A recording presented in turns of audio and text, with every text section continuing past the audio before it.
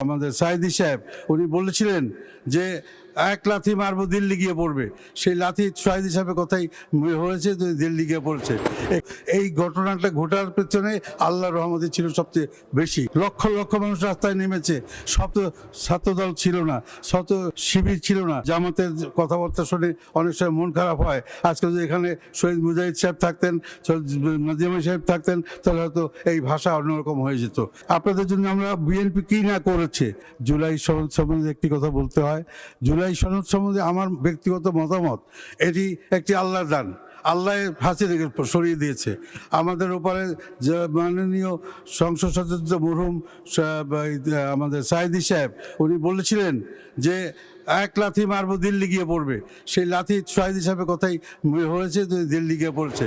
এখানে আমরা যে করেছি, অনেক কিছু করেছি, যারা আজকে শহীদ হচ্ছেন তাদের জন্য আমরা মাগফিরাত কামনা করি, সত্যি কথা। কিন্তু এই ঘটনাটা ঘটার পেছনে আল্লাহর রহমতে ছিল সবচেয়ে বেশি, কারণ লক্ষ লক্ষ মানুষ রাস্তায় নেমেছে, সব তো ছাত্রদল ছিল না, শত শিবির ছিল না, সব তো বিভিন্ন দলের লোক সবাই রাস্তায় নেমে এই দেশটাকে স্বাধীন করেছি আমরা। জুলাই সনদ, জুলাই নিয়ে আমি আশা করি আমরা দুই পক্ষ বসে সুন্দরভাবে সমাধানটা করব, সেখানে যেন আমাদের কোনো মতৈক্য না থাকে।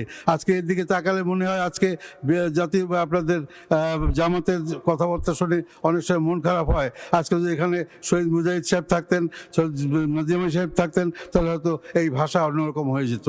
আজকে আমরা আপনাদের জন্য আমরা বিএনপি কি না করেছে, আপনাদেরকে মন্ত্রিবাহিনী কালকে একজন মাননীয় সদস্য বলেছেন আমাদেরকে কেন ডেকেছিলেন। না, আপনারা এই পর্যন্ত আসার জন্য বিভিন্ন দলের সাথে সময় অসময় আপনারা সমঝোতা করেছেন, আমাদের সাথেও করেছেন, এবং আমরাই প্রথম আপনাদেরকে মন্ত্রী বানিয়েছি এবং সংসদে আনার সুযোগ করে দিয়েছিলাম। এবং আমরা গত 17 বছর আমি ব্যক্তিগতভাবে আপনাদের দলকে শেল্টার দিয়েছি, পুরনো দিনের সম্পর্ক মাথায় রেখে আপনাদের সবসময় আমরা আপন মনে করেছি। কিন্তু আপনারা বর্তমানে আপনাদের দিক থেকে দেখছি যে।